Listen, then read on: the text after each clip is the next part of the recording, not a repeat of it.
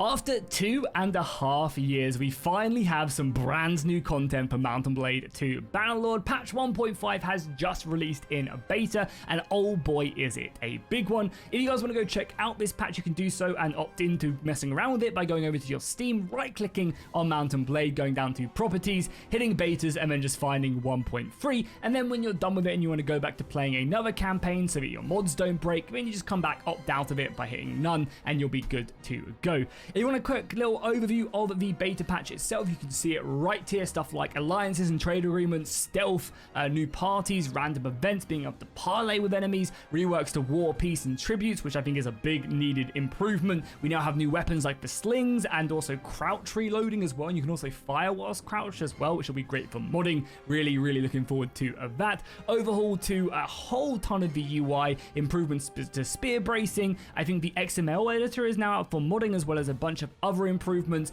and also just general improvements to the AI on the battlefield. Like I said, we will be going through everything in the overview of the patch notes, which I'll probably do on Wednesday. Right now, I am recording this early access, so a big thank you to Tailworld for letting us creators actually take a look at this a little bit earlier. But when this video goes live, it will be live for everybody to jump in and play, and I'm sure they'll release something a little bit more substantial than the Word document we have, which I'll, again, just run through. So we'll do that on Wednesday. Tomorrow, I'll be streaming this live as well. If you guys want to check it out and ask questions, make sure you subscribe to the channel, drop a like down below, and then that way you'll get notified whenever we do go live. But yeah, tomorrow, 2 p.m. BST. But yeah, let's just dive into the brand new content. God, it's been so long since I've said them words. So we start off with a new load screen for, I guess, a new main menu screen, I should say, for every single faction. They are locked to 60 FPS. I don't really know if it's an option that I have, but they do look really cool. And as I said, there's one for every single faction. I'm sure there'll also be one for the Nords when they join. But yeah, they look really cool. Adds a little bit of extra flavor to the map as we're going in. Obviously, we've been staring at the previous one for so many. There is no way to like pick and choose what ones you want, which is kind of cool. That would be nice for that implementation, because again, we haven't had the Kuzite one. I don't think we've had the Azurai one, unless I've completely gone blind right there. There's the Azurai one with their boats off in the sea, which is cool, obviously hinting at war sails. But yeah, there's also a Kuzite one of them on the field. We'll click one more to take a quick look. But yeah, as I said, they're locked to 60 FPS, which I feel like there's a little bit of a little bit of a stutter, but maybe that's just something to do with the setup or something else along those lines. Okay, so let's take a look at the diplomacy to begin with, because I'm sure that's everything that people are most interested / excited for. So we do have alliances and trade agreements now in the game, in the base game, which again is pretty cool. You can see I've started my own little kingdom right here. We are at war with Britannia, and we are also currently allied with the Sturgians. So as you can see, you come over here to the diplomacy options. You can see you have now an option to make an alliance, and you also have an option to make a trade agreement.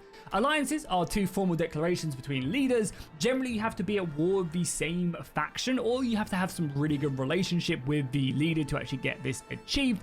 I would like to see maybe like a scoring system to see like how far off we are from being able to achieve this. Right now, I don't really know what goes into it. So again, it'd be cool if like I hovered over it, and much like the diplomacy mod, it came up with like a scoring rating, pluses, minuses. That'd be really nice. Right now, I'm like, oh, what do I need to do to make this faction like me? Generally, it is just being at war with the same faction or having the same enemies. I managed to get into an alliance with Sturgia because we were both at war with Valandia, and these alliances will last a full year in game, which is 84 days in game. And basically, this will allow us to go to war with the same people. If I am, for example, at war with a different faction than they are, I will get the option, if we go over and we speak to Ragnar, we'll get the option to basically call him to a war and get him to come join me. However, this is going to cost me money. So you can see right now it's going to cost me almost 400,000 gold. I like that it's very expensive. It's something to spend your money into the late game right there, which is very cool. I also think as well, and again, it'd be nice to have a breakdown of like why it costs as much as it does, so I could do stuff to reduce it maybe. I think it generally comes down to the strength of the factions. Like we're dragging Ragnar into this war and Sturgia into a war that we are basically losing, and we're not going to be a lot of help. I think the more soldiers we have, the cheaper that war declaration is going to, or that war call to arms is going to actually cost, and we'll be able to get stuck in a lot more. Does also mean as well the AI is going to call us to war and give us money. So again, we can kind of be like this mercenary faction, making alliances, joining wars, and making a lot of money by doing so. Overall, I think it's a really, really nice addition. Again, any form of diplomacy is great. I would love to see this expanded upon, of course, having more options, more different types of alliances, defensive, offensive, stuff like that would be really cool to implement. And as I said, having like a score system so I know what's going into making this alliance possible and what's, what I need to do to improve would be really, really nice. Next, we have trade agreements. Trade agreements are pretty cool. However, again, I'd love to see it expanded upon. It seems like this is a good first step to getting diplomacy in, but nothing crazy. Basically, trade agreements are agreements between two factions that they, of course, want to trade. Who would have thought it, right? And basically what this does on the campaign map is it makes it so that caravans are way more likely to visit a certain faction if you have a trade agreement with them than they are. Now, that obviously is kind of cool because your caravans will be going to, say, I have a trade agreement with Valandia, but we're going and they'll be buying a lot more olives and they're bringing back, the Valandian special resources, horses, etc., back to Valandia and back to my settlement. So again, if I'm like up here in Sturgia and I'm really lacking heavy cavalry or something and I need the horses, and basically if I make a trade agreement with Valandia, they'll be way more likely to have a lot more of them resources in my towns. However, I feel like 95% of the time, I just let the economy kind of do its own thing, and it doesn't really make much of a difference. Like, I've never really noticed my player influence on the economy or anything else along those lines. Like, why does it really matter if a faction is going to the Northern Empire than the Southern Empire? Like, the trade agreement seems a bit like, it's cool to have, but is it really going to affect gameplay much? I think something that would be a lot cooler is maybe trade agreements actually allow your caravans to visit the towns in general. So that way you'd have to have a trade agreement to trade with a faction, or maybe it's like a severely highly, you have to pay tariffs or something, Something like that would be a lot cooler. Right now, I feel like the trade agreement isn't going to like micromanage your economy too much. Something again I would love to see with that is like more of like maybe convoy routes or something being able to set up. So again, the trade agreement stuff is cool. It's nice to have diplomacy in the base game. Great alliances, awesome. I'd love to see it expanded upon. I would love to see more stuff implemented to enhance these features. Next up, we have the new stealth and disguise mechanic, and I think this is actually pretty cool the way they've done it. So now what you can basically do is you can now sneak into hideouts and take everybody out stealthily, or you can send troops in to clear out the settlement as well. But by doing this, and I think I'm actually going to just clear everybody and just go in, I actually have to take soldiers. For some reason, it made me bring soldiers in, but now I don't have to actually do it. So yeah, I can come in here now. I can press Alt and see where all the enemies are, and I can basically come in here and start clearing out the forces. I do have a blade on, and stealth attacks do come in, so stealth attacks do a lot of damage. One thing you'll notice above people's heads as well is we obviously have the red thing showing me where the enemies are. The AI sees you depending on light, sound, and also how visible you are in the setup right now. So again, for example, you'll see, I don't think he'll notice me because I'm in here and I'm not moving, I'm being very stealthy. You'll notice if you are being caught because of the little icon above his head. But yeah, I'm staying very close.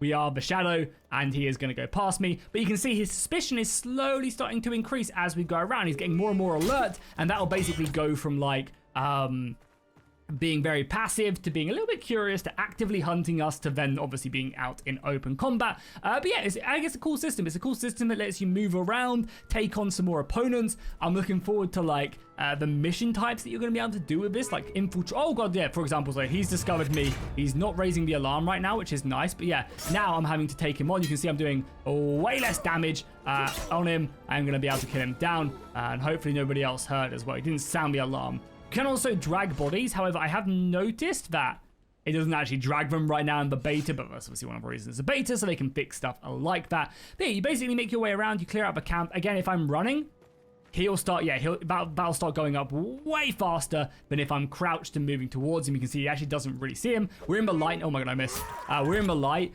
So again, this light will reveal me way quicker, and you can improve this entire stat by improving your roguery. I think the higher roguery you have, the faster you're going to be in these, the more damage you're going to do on sneak attack as well, because if you're infiltrating something a little bit more impressive, like a castle or something, that's going to come up. Again, able to get him down before he noticed us. So the AI isn't like super smart. We literally ran at him, but hey, I mean, I think most AI games, Assassin's Creed and stuff like that are very much the same. Again, we're getting noticed right here. He's now going to hunt us down, and then he's finally going to discover us, and I think we can run away.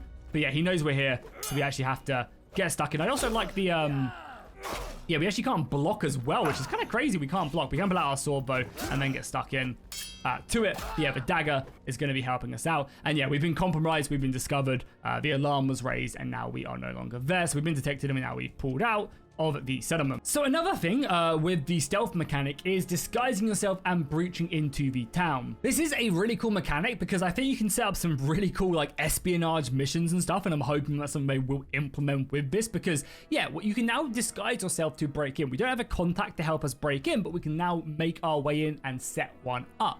So again, we will disguise ourselves as a beggar. You can adjust your clothing as well. There'll probably be some sort of clothes that are going to be way more effective. But yeah, we can now walk around here as a beggar. If we talk to people, they'll be like, look friend, we'll both eat better tonight if we move to different spots. So again, you basically are tasked with coming in here. I'm not sure exactly how you do set yourself up here. But yeah, you can make your way around here. These guards will get kind of suspicious of you if you're not careful. They'll tell you to move on, but you're basically disguised behind enemy territory to make your way in. And you basically need to make your way in to set up a contact with the enemy. That bar down the middle as well. If we talk to these guys, they're obviously going to ignore us and get a little bit more suspicious of us. But yeah, we're basically tasked to come around and find a contact here. You can run as well. Running will make you a bit more suspicious. Crouching will, like doing anything a bit weird is going to make you a bit more suspicious. But yeah, think of like how many cool systems they can implement with stuff like this. Like I'm really interested to see what they can do with like espionage missions. And then yeah, for example, we've come over here, we've talked to this guy and he said, if you're a stranger in this town, I'm sure you can find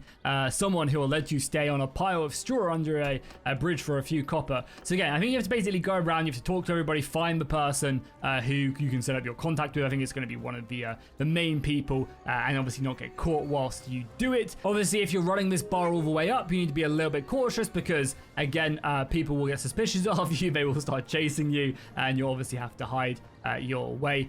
Can we crouch? Yeah, so again, he's like looking for us right now, but we can again hide and make our way over as I continue to look for my contact inside the city. This system is also used for prison breaks as well, so when you do want to try and break someone out of prison or do a big prison break, this will also be implemented. I will also notice as well, they have actually fully upgraded the lighting for the game as well. I feel like the lighting is so much better, especially at nighttime. They've done a great improvement. But yeah, I mean, look how insane, you know, a lot of this looks like. They've done a great job improving the overall lighting of the game with this new update. And as I said, I think the new improvements do look very cool. I think the improvement to like the addition of stealth and stuff is a really cool feature. Again, I kind of feel like I want to see more from it. But right now, I think it has plenty to it. I'm excited to see what they do next.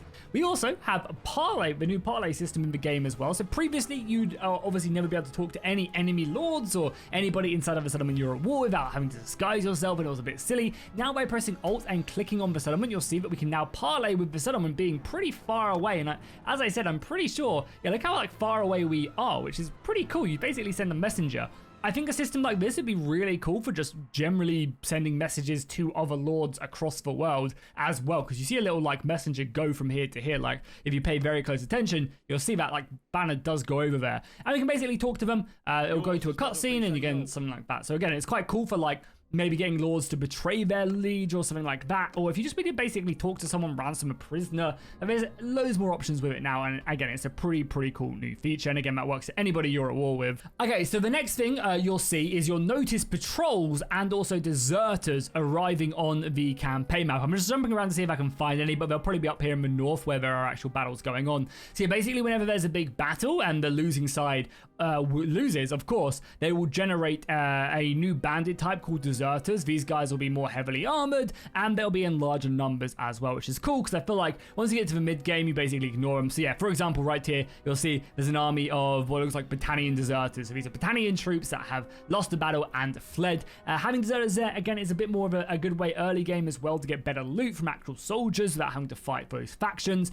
And you also will notice as well that there'll be patrol units. So patrols are pretty interesting because they're generated from the settlement and they're integrated with the brand new castle setup right here. So I believe every time you upgrade your barracks, yeah. Sorry, just to double check. So yeah, every time you upgrade your guardhouse, it will generate patrol parties, which will move around. The more you upgrade this, the larger the patrol parties will get, and they're basically going to be a way of just kind of keeping bandits and these smaller forces from coming around and raiding your settlements, which again is a real nice way of protecting, keeping the economy flowing. And again, it's a cool system. I like it. I like having these additional armies that aren't tied to lords, and it just makes it pretty interesting. That also leads us on to our next thing, which is going to be the brand new rework to the production screen. Again, I prefer this system and what they've done. However, I would continue to like to see this actually kind of completely changed and different, like an entirely new different system implemented. However, this current system makes way more sense and improves the game. Oh yeah, as well, something else as well with patrol parties, it also helps increase security. So again, if you're having security problems, you build more guardhouses and more patrols,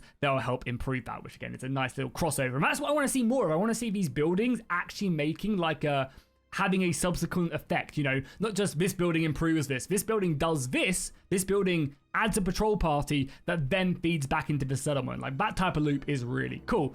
But yeah, they basically reworked, changed a bunch of these buildings and kind of made the stats of the buildings themselves make a lot more sense. For example, improving fortification increases the capacity of the garrison as well as the amount of prisoners you can have in a settlement. Like that makes more sense right there. The siege workshop gives you starting siege defenses when a siege is committed and also improves the rate at which you produce siege equipment. Like all of a sudden, these things just make so much more sense, right? The training field increases the experience of garrison troops per day and also improves the militia veterancy. Again, makes complete sense. Beforehand, these are all sorts of like random bonuses, but now you can actually level soldiers up in your garrison. You can go recruit a bunch of peasants, take them back to the garrison, go off to war, come back, and now you've got veteran hardened, you know, soldiers ready to get their first their blades bloodied on the battlefield. Stuff like the masonry as well, like, is really cool. It improves construction, but it also improves the rate at which your walls repair as well, and it gets pretty crazy at the higher tiers.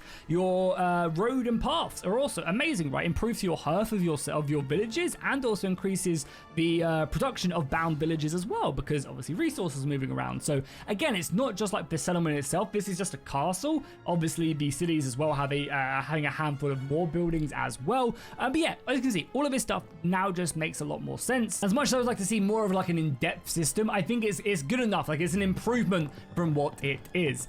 On top of that, so this is a perfect segue. I didn't even have to go and spawn out one of these events. We also have over 100 new random events in the game. These will progress you through the game and give you certain bonuses. So right now we've got the Quiet Life. As you pass through your lands, you see several of your Battalion Veteran Falksmen, which I do have actually in my army. So again, I like the fact that it ties that in, because I do have them soldiers in my army right now. MVSO over the farmers in the fields. They are tired of wandering from place to place, they say, and hope to put down roots somewhere and start a family. Their contract of enlistment is not up yet, but it occurs to you that if they settled in your estates, it would be a boom to your local militia. And then we have some choices to make. Each of these choices will actually change the type of bonuses we get. We can lose some money by doing that, but again, increasing the militia of settlements, increasing the reputation for being close-fisted. Again, traits don't really make too much of a difference, and you can also just refuse it as well. Again, kind of ruining your actual traits and stuff.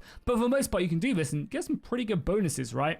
I have noticed, though, it does say free board champions leave your party, and this is talking about Battalion Veteran Falksmen, so maybe some little crossovers right there. But we can do that again. We've improved our reputation again. I feel like the actual traits of people don't really do much. You don't even see it on here as well. We see it right there. Sorry. But yeah, again, these do stuff. People always argue with me all the time. They're like, oh yeah, traits do this, but it's so minor, and I've never in my 2,000 hours been like, oh no, I really need to get the Valor trait, or I need to be careful with this person because they have this trait. They still need to improve the trait system.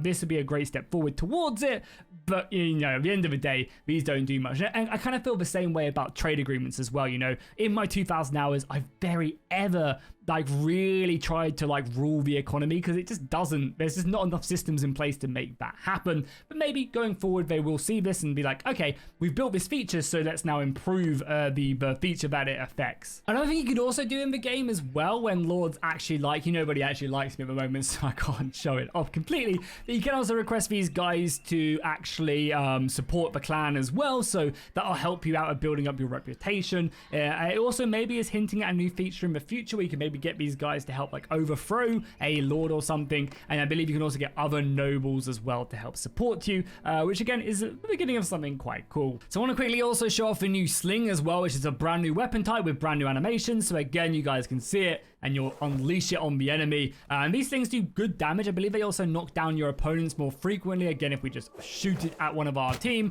you can see again some pretty decent damage. You can also as well fire off crouch. Again, this wasn't possible beforehand. I think this is going to help modders out, especially like gun modders as well, people doing Napoleonic stuff. So it's a nice new addition to the actual weaponry of the game.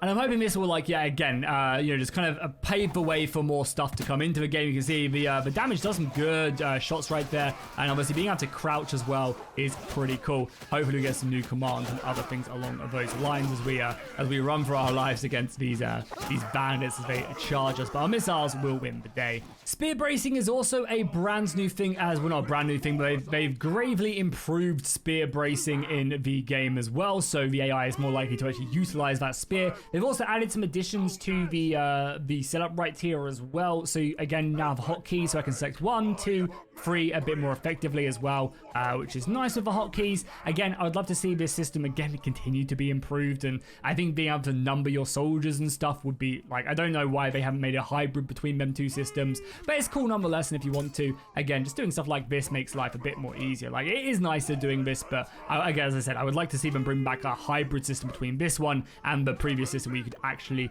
take your soldiers. So we're going to set ourselves up. The enemy cavalry is coming, and you should see our spearmen actually coming in to brace and set themselves up to actually get themselves stuck in. I mean, we're not bracing right now, which I'm a little bit worried about. But yeah, maybe even just like having it so that the AI, like, yeah, there you go. Now they're bracing as we prepare to defend our charge. And maybe even having like a formation or something along those lines would be really nice. But yeah, the spears are now piked in. The nice thing is as well, they do multiple ranks as well, so that really helps us out. However, a big old cavalry charge, as you can see, like the cavalry charge still rips through us, but I think it was mainly because they've like walked into us right there. Yeah, now the spears will be able to get stuck in. And as I said, I have noticed the spears in general seem a bit better than they previously were. Still need a lot more testing, and as you can see, yeah, like our entire army of pike should really dominate here, but yeah, we're getting like run over. I mean, we're doing a good job.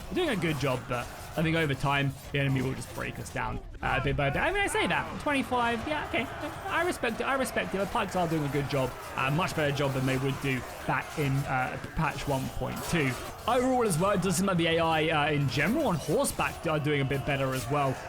Just in general, like hitting people. Obviously, they're getting slaughtered because we counter them. But yeah, I've also noticed as well the AI actually does do a bit of a better job on horseback. A lot of the time you would notice that like cavalry would just like run in, go for a spear strike, and completely miss that strike on the charge. But if they weren't fighting pike, then they'd do a much better job. And I think for the most part, that is going to do it for today's video. As I said, we're going to make a full detailed guide to 1.3. So if you guys are interested in that, tune in on Wednesday, where we'll go through all the patch notes. It won't have as much visual stuff, but again, it's just for those of you who really want to notice and see everything. We hit the main major things in here with the new alliance and agreements, the stealth, the deserter patrols, random events, parlaying is always cool. As I said, the movement control over caravans, I think that's to do with trade agreements, but I couldn't really see other ways. Another thing we didn't actually touch on is you do have the ability, I don't know if it's even here anymore, but yeah, you do have the ability to actually outfit your companions when they're in a party or in a caravan. So a lot of the times, and I'm sure you guys have done it as well, where you've sent off one of your companions to lead an army, and then all of a sudden they don't have a horse, they're on foot because that's what they were as your companion, and now there's no way of doing it until you have to disband the army. So now you can actually change that, which is nice. I personally really am a big fan of the new stealth mechanics as well. I think that's going to really enhance the gameplay. The new music and sound we haven't really got too much into, and as I said, there has been improvements just to the general AI as well, which I will notice, but again, it's hard to kind of really show off the differences like here. And again, the new AI improvements to modding as well are also pretty cool. But that's going to do it for today's video. Be sure to drop a like and a comment down below. Let me know what you guys thought of this new update to the patch. Are you excited for it? Are you going to be re-downloading the game or trying it for yourself? Or are you going to be waiting for war sales? Again, this is a free patch, so you can just download the game, check it out for yourself. Again, it will break all your mods, but obviously this now gives people time to get the mods updated to 1.3, as I imagine this will be the patch that war sales will inevitably come out on. Also, it does suggest that war sales necessarily isn't that far away as well, considering this is coming out into beta. So I'm probably guessing maybe war sales is only like a month and a little bit away now, because again, war sales will release on this patch, but obviously it'll be a paid DLC. But yeah, exciting stuff. I'm excited for content. I'm excited for communication. A big thank you to Tailworlds for giving me access to this build a day earlier. Ideally, I would have loved like a week or something so I could really get a bit more of an in-depth guide for you guys to begin with. But again, a day is still better than it releasing and we didn't know anything about it. So as always, a big thank you for watching the channel. Subscribe if you haven't already. I'll see you guys in the next one.